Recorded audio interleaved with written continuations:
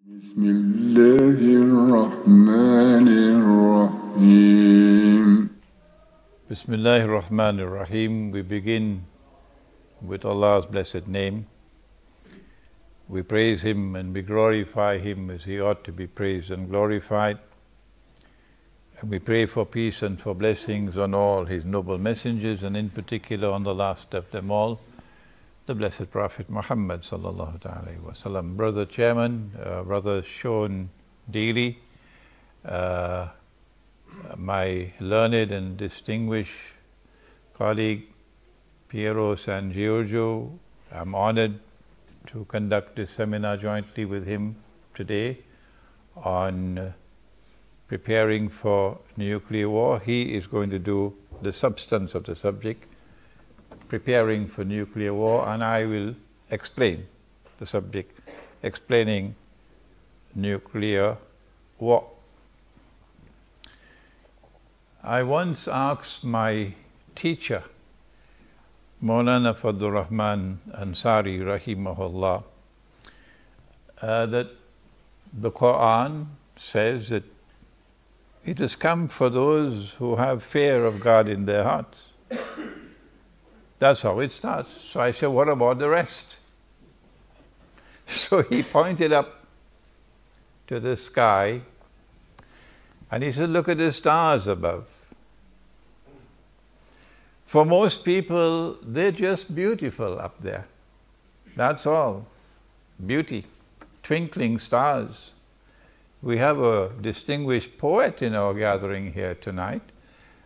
He writes poetry in Arabic. But when Allah speaks about the stars in the sky in the Quran, He says they're there for more than that. The stars are there to guide you, if you know how to read them. If you can look at the stars as a whole, connect the stars together, get the big picture, then when you are in the middle of the ocean, navigating a ship, you can look up at the stars and see which way to go. The verses of the Quran are like that, and so too history. There are those who look at the historical process and they see only events, and they remember names and they remember dates.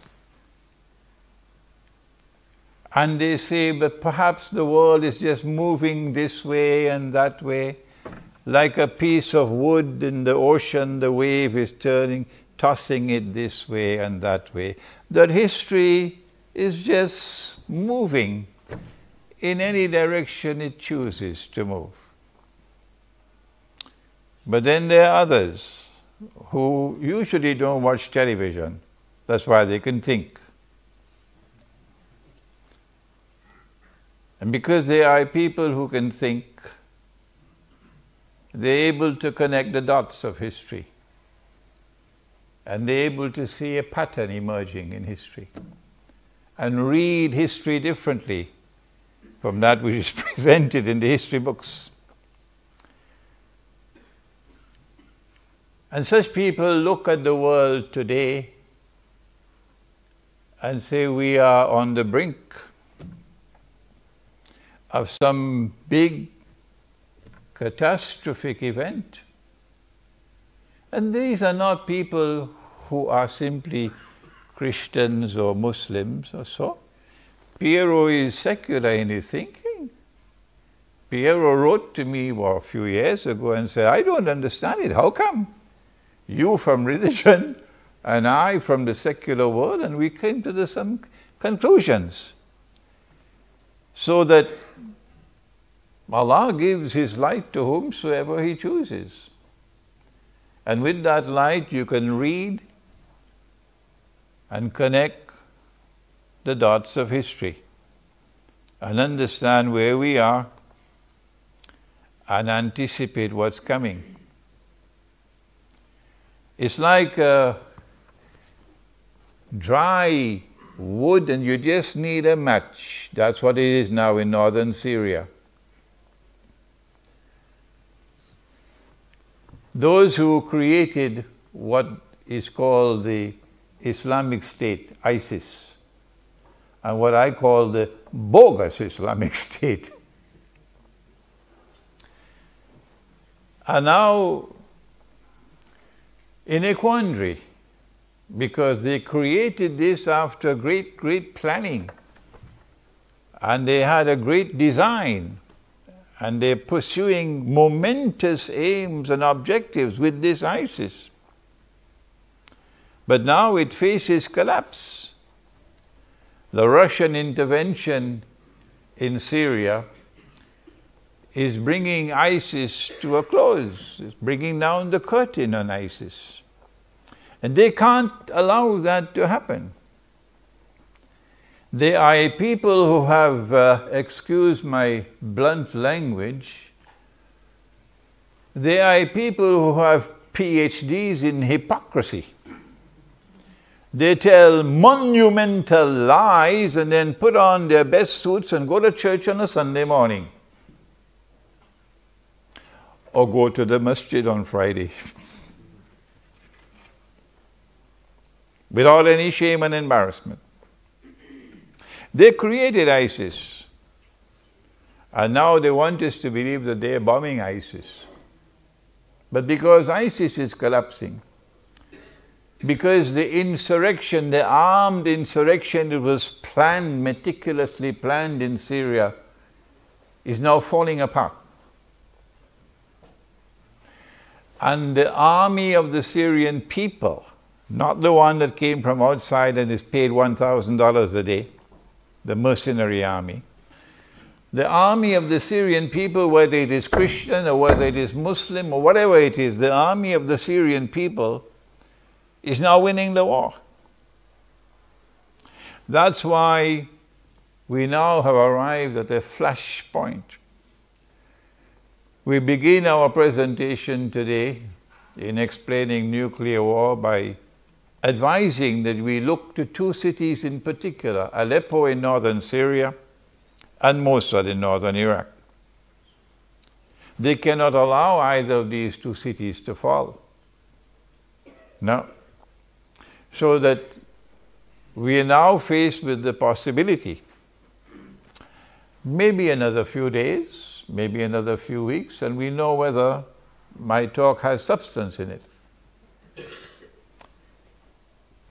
that NATO's very important member called Turkey, led by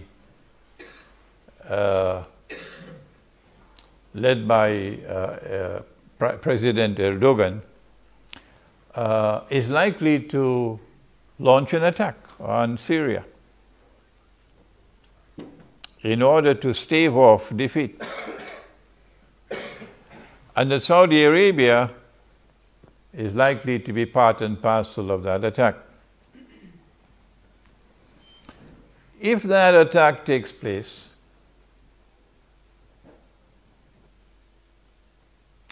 will it take place with the consent and blessings of NATO? Or will Turkey and Saudi Arabia be moving out on their own, hoping that NATO will intervene? That's the question I cannot answer. I don't think anyone can answer that question. And so there are two possibilities. This is the micro-analysis before we proceed with the macro-analysis. There are two possibilities that we can be facing a war which is going to be limited in scope, in which NATO may decide not to intervene, and Turkey and Saudi Arabia will have to fight it out on their own, and they're going to lose that war. Russia will defeat them.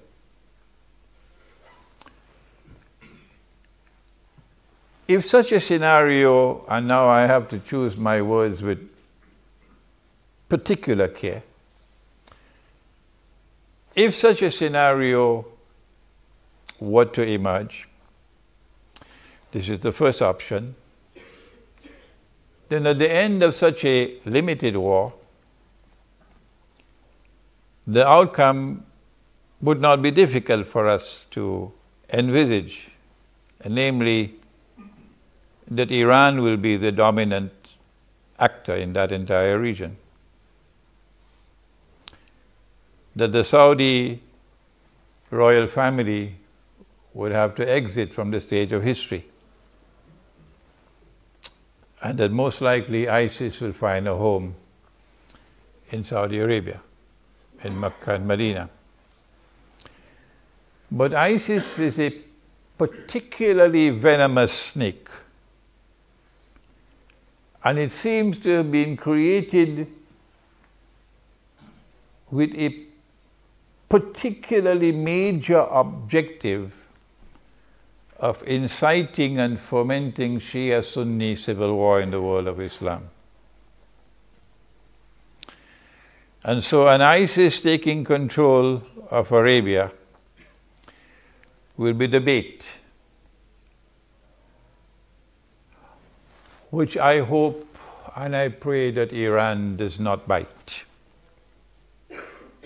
Because if Iran were to foolishly bite that bait and to ever launch an attack on Arabia, then those who created ISIS will get what they wanted, namely Shia-Sunni civil war in the world of Islam, and the major beneficiary will be the State of Israel. I will myself use my voice as powerfully as I can to condemn Iran if Iran were to ever make such a stupid mistake as to launch an attack on Arabia. The second possibility, and we must move quickly now, is that if Turkey launches an attack on Syria, as we expect soon, then NATO would intervene, because Turkey is a NATO member state and there are legal obligations if a NATO member state is at war. And if NATO intervenes, well, then we're going to have the world war.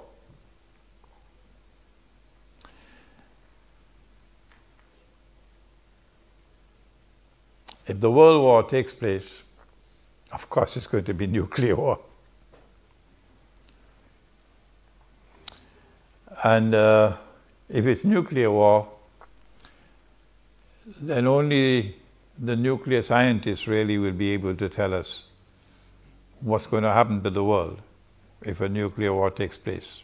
But we're hoping that Pharaoh will be able to at least give us some help in understanding what kind of a world will it be if a world war takes place.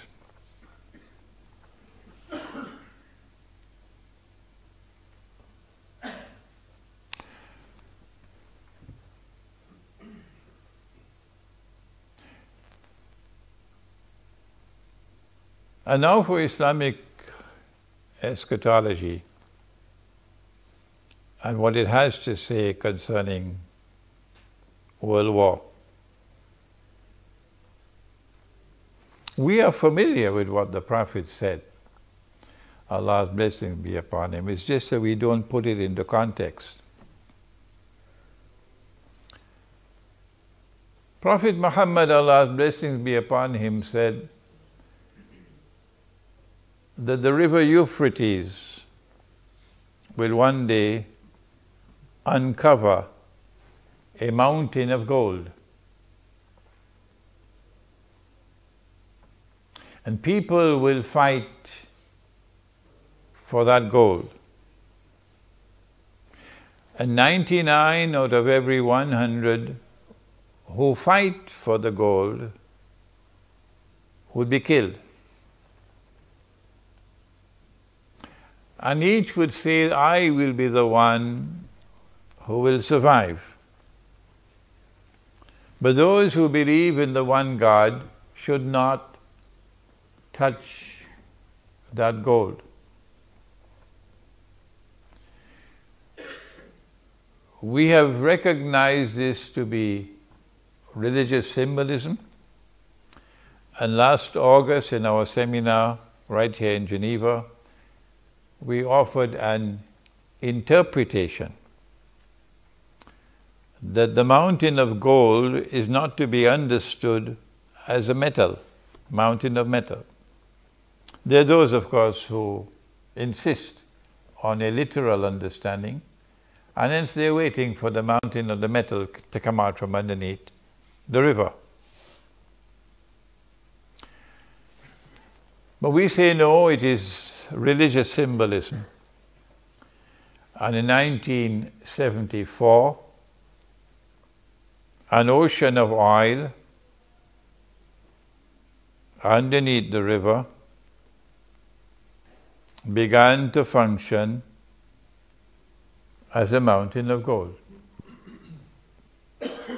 An ocean of oil underneath the river, Euphrates, began to function as a mountain of gold.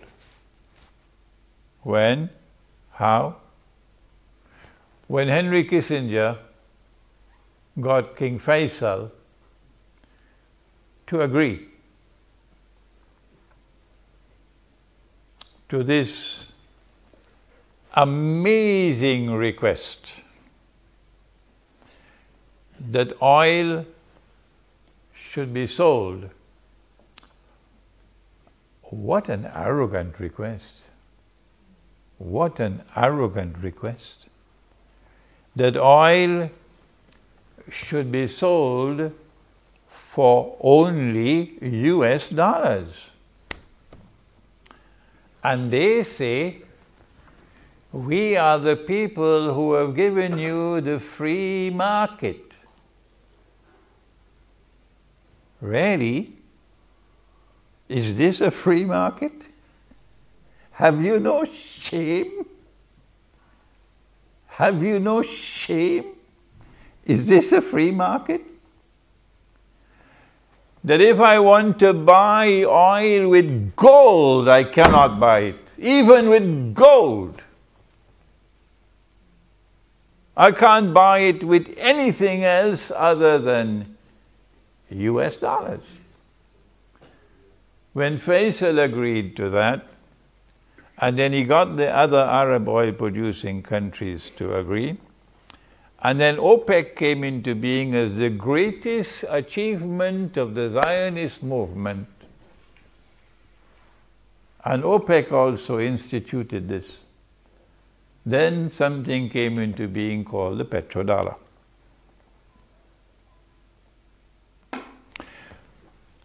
And the prophecy of Prophet Muhammad alayhi salatu wasalam materialized. But he said they're going to fight over that mountain of gold. Watch it, what the Prophet said. That fight is coming into being now, that fight is about to take place because of BRICS. Because BRICS is a threat to the petrodollar monetary system. And Russia is the leader of BRICS. Without Russia, China would not be there. And without Russia and China, forget it. India and Brazil and South Africa are just little boys. And so, from our eschatological perspective, the big war is coming. And we can see and understand there's going to be the war over the mountain of gold. And so Ukraine is a sideshow. Syria is a sideshow. The mountain of gold is the cause of the war. In order to maintain their rule over the world, they must maintain their rule over money. You cannot rule the world unless you rule the world of money. And you cannot rule the world of money so long as mankind is using gold and silver as money. No. You've got to get rid of gold and silver as money because this is money with intrinsic value. This is real money. And you've got to replace it with something called monopoly money. Someone else called it toilet paper money.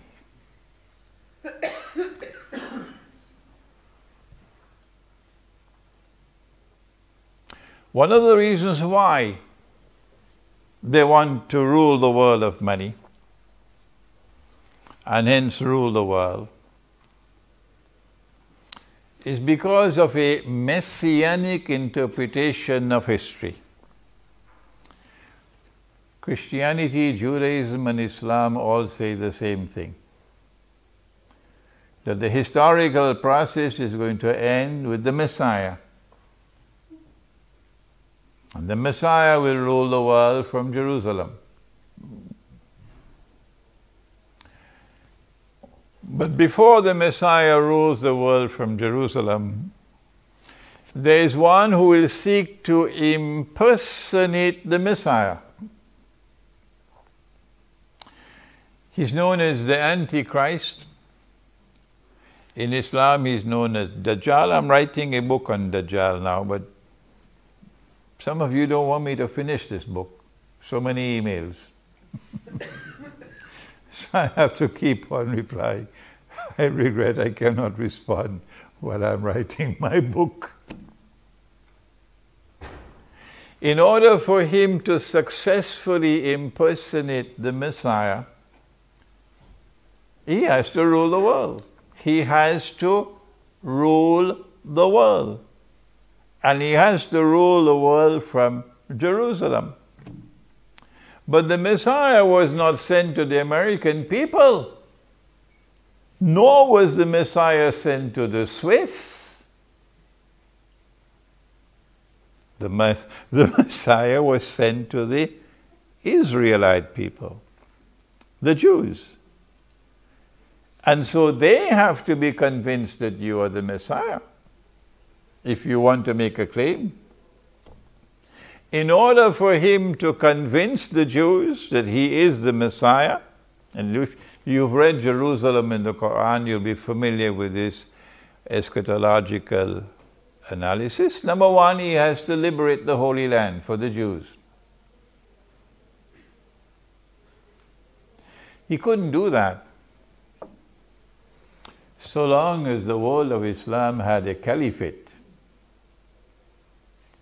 So long as the world of Islam had Darul Islam, one consolidated mass, a mighty army. So in order for him to liberate the Holy Land, he has to get rid of the caliphate. He did it with exquisite design. Exquisite design. An institution which has been there in the world of Islam for 1400 years. How to get rid of it? It is part of the deen, the religion, how to get rid of the caliphate. And then get the Muslims to forget the caliphate. Of course, that's what television does.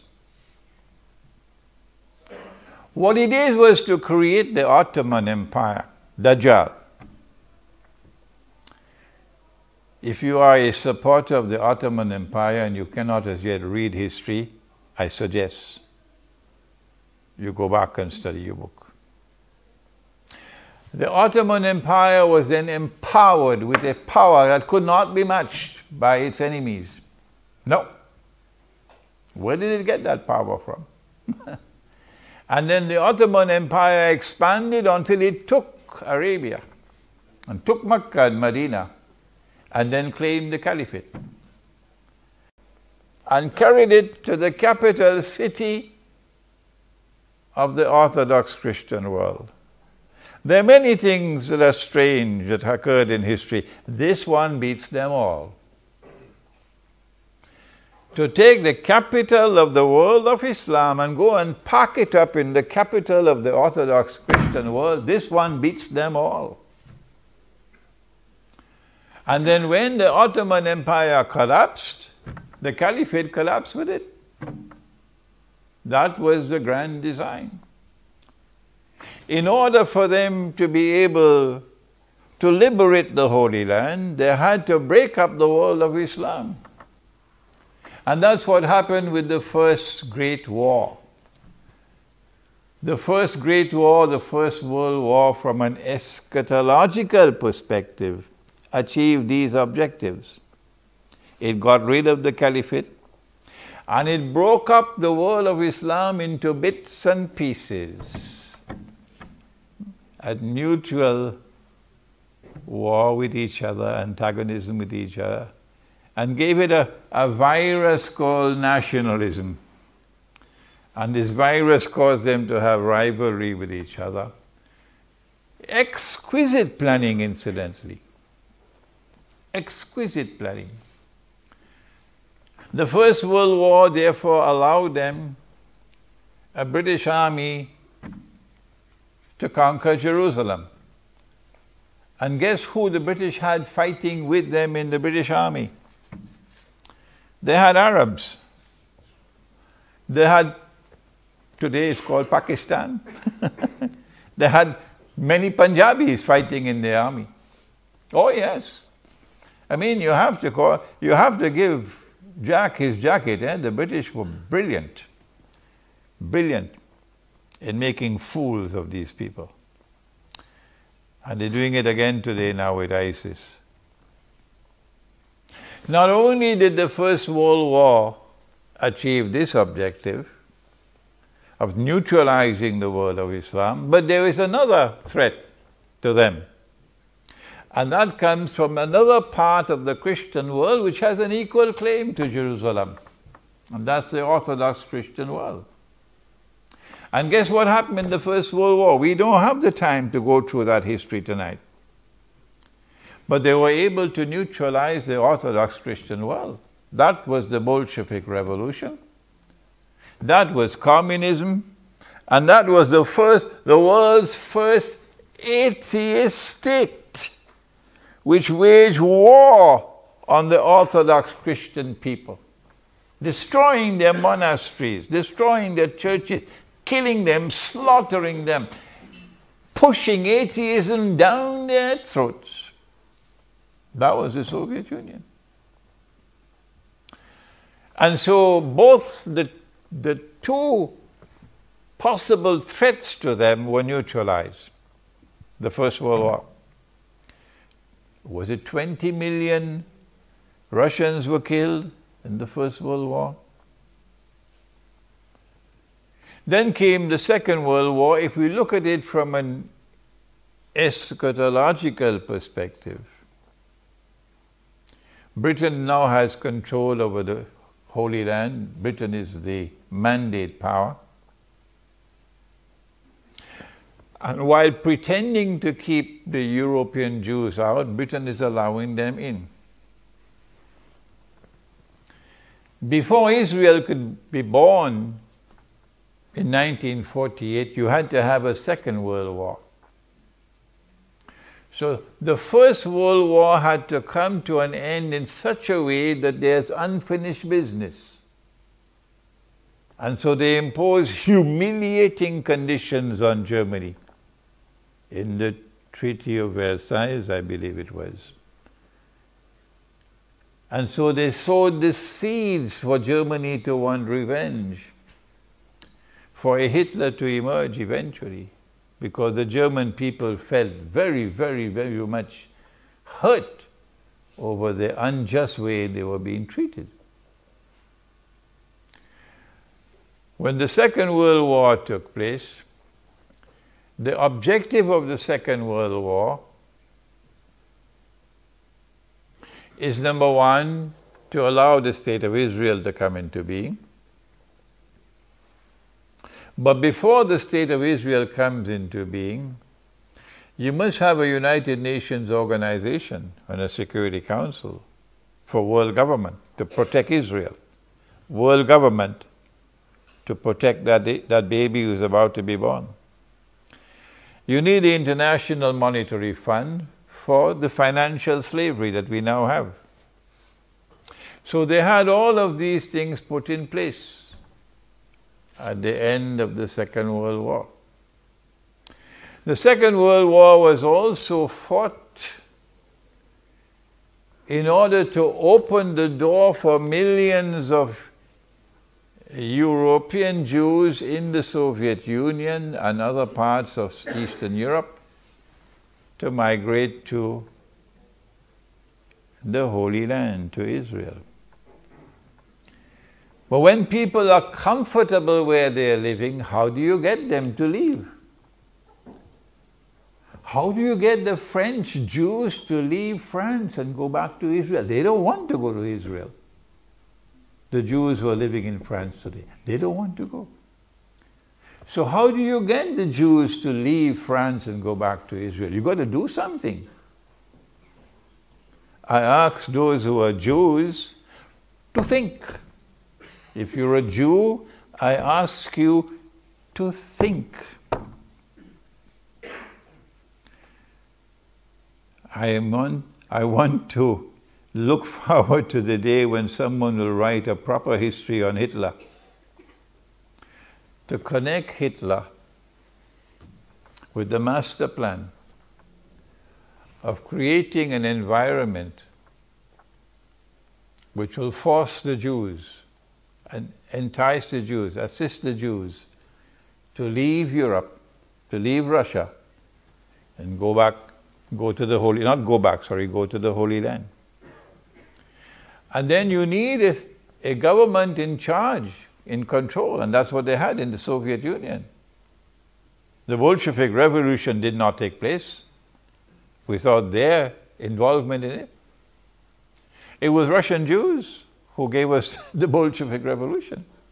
Wall Street had a lot to do with Bolshevik Revolution. This is history.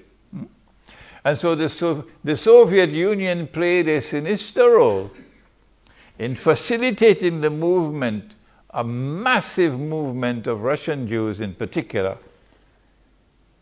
to the Holy Land. The Second World War achieved its objective, its eschatological objectives. And now if a Third World War is to take place, well, what do they want from a Third World War? Answer: not only must the Antichrist liberate the Holy Land, he must do that. He must do more than that. He must cause the Jews to return to the Holy Land to reclaim it as their own. He's done that. He must cause a state of Israel to be restored in the Holy Land. He's done that already. But there's one thing left. And that is that state of Israel must become the ruling state in the world. So when they said, all that we want is to find a place for a people to live who do not have a home, that's all, they were telling a big lie. No, they wanted that a state of Israel should be created which will one day rule the world. That's what they wanted. Israel cannot rule the world without another big war. This is our eschatological analysis of the purpose of the coming world war. The immediate objective is to try to preserve the petrodollar monetary system. The Prophet ﷺ did not tell us it's going to survive. He says 99 out of every 100 will be killed in that war. So it doesn't seem as though the petrodollar monetary system is going to survive. Well, then what kind of monetary system will emerge in the wake of a great war? Answer: don't ask me how it will take place, because I don't know. I don't know what a post-nuclear world is going to be. People can't live in these countries anymore. Well then, a post-nuclear world appears to me, to be a world in which Israel can make a claim to be the most powerful state, and therefore the ruling state. And so the Third World War would be the war which will witness the passage from Pax Americana to Pax Judaica. Before I end, there's one more thing that the Third World War can achieve.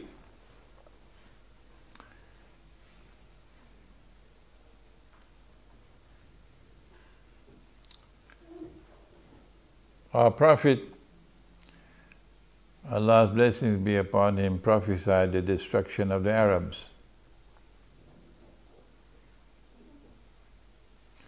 Will we be destroyed? She asked. His wife asked.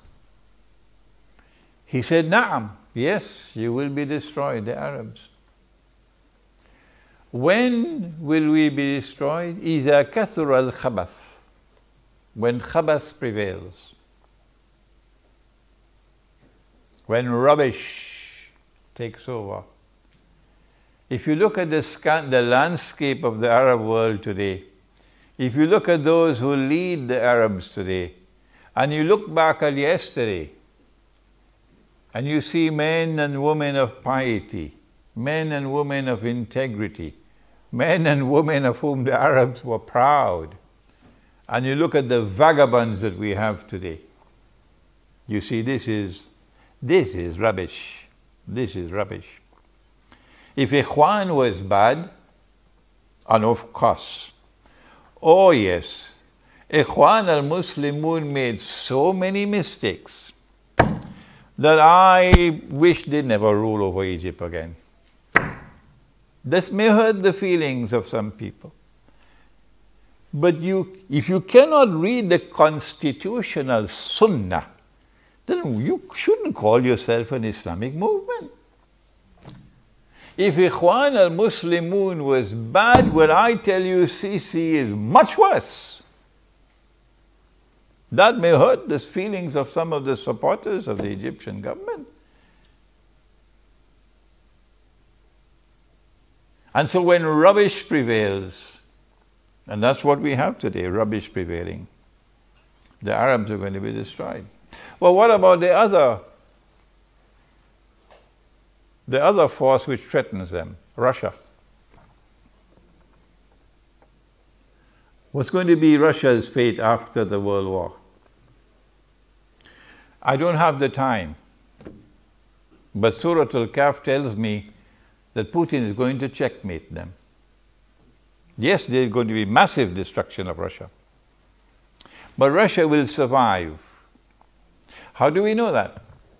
Because the next event which takes place after the Great War, said Prophet Muhammad, Allah's blessings be upon him, and if you're in NATO, you better listen to Muhammad alayhi salatu wasalam. If you're in Washington, you better listen to this man. He said the next event to occur after the Great War will be the conquest of Constantinople. And the conquest of Constantinople has only one military significance. It liberates the Bosphorus for the Russian Navy. And so Russia will survive the Great War. What happens after that? You read Islamic eschatology and you would know what happens after that. But before I end, they will achieve one more major victory in this coming war. In the First World War, they got rid of the caliphate. That was a great achievement. Because the caliphate had been in existence for 1400 years. But the Hajj has been in existence for thousands of years. The Hajj, the annual pilgrimage to Mecca, has been in existence from the time of Ibrahim alayhi salam. So thousands of years, even thousands of years before Prophet Muhammad alayhi salatu wasalam was born. But there's not going to be any Hajj after the next war. The Hajj will disappear. That's another major victory coming up. How do we know that? Because he prophesied it. Hajj. وَلَا يُؤْتَمَرَنَّ, and people will continue to make the Umrah, the visit. بَعْدَ خُرُوجِ يَأْجُوجَ وَمَأْجُوجَ بَعْدَ خُرُوجِ يَأْجُوجَ وَمَأْجُوجَ. Even after Gog and Magog have been released, people will continue to perform the Hajj. And people will continue to perform the Umrah or the visit to the house. But then he ended by saying, لا تقوم الساعة حتى لا يحج. But the last hour will not come until the Hajj is abandoned. And I am suggesting to you that the abandonment of the Hajj will take place in this coming nuclear war. I hope and pray that this brief introduction to an Islamic eschatological analysis of world wars would provoke the scholars in our midst, because I'm now 74 years of age. But we haven't shown here a graduate of international relations. I hope that it'll provoke you, our budding scholars, to conduct the research and to produce a work on an Islamic eschatological explanation of world wars. Thank you. Wassalamu alaikum wa rahmatullah.